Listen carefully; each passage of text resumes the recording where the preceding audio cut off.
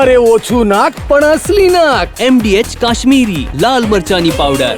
MDH. મોટા સમાચાર મળી રહ્યા છે સુરતથી, જ્યાં પૂર્વ ડીઈઓની બોગસ સહી કરીને 25 ખાનગી શાળાઓના રેકોર્ડ સાથે ચેડા કરાયા છે. બંધ શાળાઓના લોકેશન બદલવામાં મોટા ભ્રષ્ટાચારની આશંકા સેવાઈ રહી છે.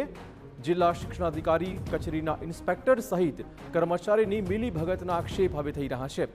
તપાસ દરમિયાન ગંભીર ગેરરીતિ સામે આવી શકે છે. તપાસમાં 80 જેટલી બોગસ શાળાઓની મળી આવી હતી માહિતી. શાળાઓએ બોગસ દસ્તાવેજ ઉભા કરી માન્યતા મેળવવાનો ખુલાસો થયો છે. 2 પૂર્વ ડીઈઓની બોગસ સહીથી ઓર્ડર ઇસ્યુ કરાયા હતા. UDISEના આઈડી પાસવર્ડ ચોરી ડેટા અપલોડ કરાયા હતા. 80 પૈકી 21 શાળાની માન્યતા રદ કરવા ડીઈઓ દ્વારા ગુજરાત બોર્ડને ભલામણ પણ કરી દેવાઈ છે. શાળાઓના રેકોર્ડમાં ચેડા ન થાય તે માટે 106 શંકાસ્પદ શાળાઓના UDISE લોક કરી દેવાયા છે. વધુ વાત કરવા જોડાશે અમારા સંવાદદાતા બળદેવ. કયા પ્રકારનું આખા કૌભાંડ હોઈ શકે છે?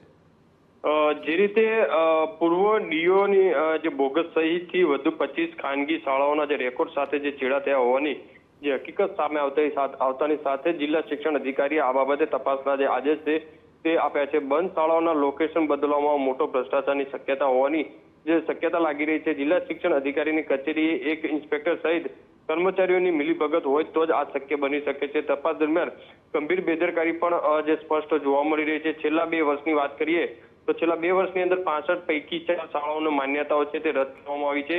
80 પૈકીની 21 શાળાઓની માન્યતા રદ કરવા ડીઓ દ્વારા ગુજરાત જે સરકારને જે બોર્ડને ભલામણ કરવામાં આવી છે. તપાસની અંદર જે કરતા 80 શાળાઓ છે બોગસ મળી આવી હતી, જેમાં શાળાઓ બોગસ દસ્તાવેજ ઉભા કરી અને માન્યતાઓ મેળવી હતી.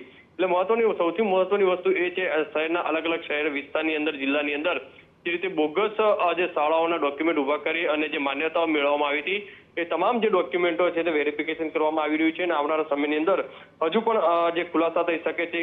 કારણ કે પૂર્વ 2 અધિકારીની બોગસ સહી ઓર્ડરથી ઇસ્યુ કરાયા હોવાની જે વાત સામે આવી રહી છે.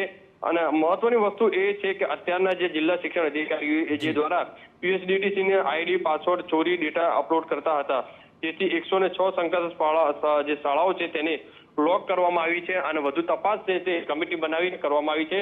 કમિટીની જે તપાસની અંતે જે રીતે હકીકત સામે આવશે તે રીતે જિલ્લા શિક્ષણ અધિકારી અને ગુજરાત શિક્ષણ બોર્ડ દ્વારા જે કાર્યવાહી છે તે કરવામાં આવશે. જી ધન્યવાદ બળદેવ તમામ જાણકારી બદલ. તો હાલમાં તપાસ થઈ રહી છે. તપાસમાં કેટલાક પુરાવા પણ હાથ લાગ્યા છે. તપાસના અંતે જે તે વ્યક્તિઓ સામે હવે કાર્યવાહી કરવામાં આવશે.